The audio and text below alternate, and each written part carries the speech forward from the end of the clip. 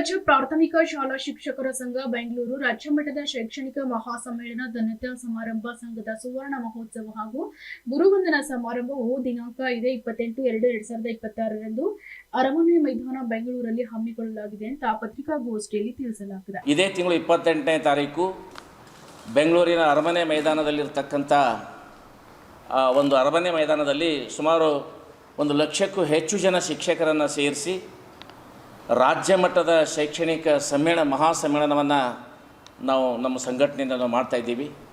ಈ ಸಂಘಟನೆಗೆ ಈ ಸಂಘಟನೆ ಮತ್ತು ಮಹಾಸಮ್ಮೇಳನ ಮಾಡ್ತಕ್ಕಂಥ ಉದ್ದೇಶ ಏನಪ್ಪ ಅಂತಂದರೆ, ಸುಮಾರು ವರ್ಷಗಳಿಂದ ಸಿ&ಆರ್ ರೂಲ್ ಬದಲಾವಣೆ ಮಾಡಿರಲಿಲ್ಲ ಸರ್ಕಾರ.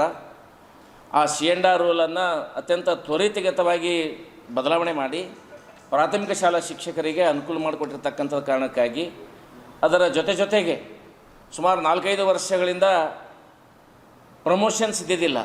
ಅದರ ಭಾಗವಾಗಿ ಮೊನ್ನೆ ಅಷ್ಟೇ ಒಂದು ಫೆಬ್ರವರಿ 5ನೇ ತಾರೀಕು ಮುಖ್ಯ ಶಿಕ್ಷಕರಿಂದ ಹಿರಿಯ ಮುಖ್ಯ ಶಿಕ್ಷಕರ ಹುದ್ದೆಗೆ ಪ್ರಮೋಷನ್ ಕೊಟ್ಟಿರ್ತಕ್ಕಂಥದ್ದಾಗಿರ್ಬೋದು.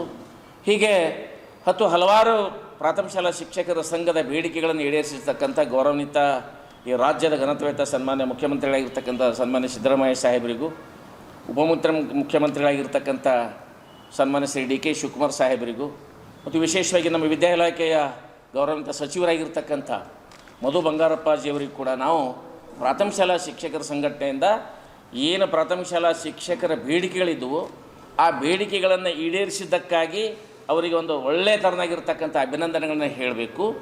ಅದರ ಜೊತೆಗೆ ಇನ್ನೂ ಕೆಲವೊಂದು ಬೇಡಿಕೆಗಳಿದ್ದಾವೆ. ಆ ಬೇಡಿಕೆಗಳಿಗಾಗಿ ಹಕ್ಕೊತ್ತಾಯ ಮಂಡನೆ ಮಾಡಬೇಕು ಅಂತಕ್ಕಂಥ ಕಾರಣಗಳಿಗಾಗಿ ನಾವು ಬೆಂಗಳೂರಿನ ಅರಮನೆ ಮೈದಾನದಲ್ಲಿ ಇದೇ ತಿಂಗಳು 28ನೇ ತಾರೀಕು ಒಂದು ರಾಜ್ಯ ಮಟ್ಟದ ಬೃಹತ್ ಒಂದು ಶೈಕ್ಷಣಿಕ ಸಮ್ಮೇಳನವನ್ನು ಹಮ್ಮಿಕೊಳ್ಳೋದ್ರ ಜೊತೆಗೆ ಇವತ್ತು ಈ ಜಿಲ್ಲೆಯ ಶಿಕ್ಷಕರಿಗೆ ಮುಂಬರ್ತಕ್ಕಂಥ ದಿನಗಳಲ್ಲಿ ಏನು ಸಮಸ್ಯೆಗಳ ಒಂದು ತಾರ್ಕಿಕವಾಗಿರ್ತಕ್ಕಂಥ ಅಂತ್ಯವನ್ನು ಹಾಡಬೇಕು ಅಂತಕ್ಕಂಥ ನಿಟ್ಟಿನಲ್ಲಿ ಸರ್ಕಾರದ ಗೌರವಿತ ಮುಖ್ಯಮಂತ್ರಿಗಳಾದಿಯಾಗಿ ಎಲ್ಲರಿಗೂ ಕೂಡ ಅಭಿನಂದನೆ ಸಲ್ಲಿಸ್ತಕ್ಕಂಥ ಕಾರ್ಯಕ್ರಮ ಇಟ್ಟಿದ್ದೀವಿ. ಆ ಪ್ರಯುಕ್ತ ಕಲಬುರಗಿ ಜಿಲ್ಲೆಯಿಂದ ಇವತ್ತು ನಮ್ಮ ಜಿಲ್ಲೆಯ ಸುಮಾರು 9,000ಕ್ಕೂ ಹೆಚ್ಚು ಶಿಕ್ಷಕರು ಆ ಸಮ್ಮೇಳನದಲ್ಲಿ ಭಾಗವಹಿಸಲಿಕ್ಕೆ, ಸಮ್ಮೇಳನದ ಮುನ್ನಾ ದಿನ ಮತ್ತು ಸಮ್ಮೇಳನದ ದಿನ ಮರುದಿವಸ ಅನೇಕ ನಿಮಿತ್ತ ರಜೆ ಇರುವುದರಿಂದ ಜಿಲ್ಲೆಯ ಶಿಕ್ಷಕರು ಎಲ್ಲರೂ ಕೂಡ ಆ ಕಾರ್ಯಕ್ರಮದಲ್ಲಿ bureau report SSV news Kalaburagi.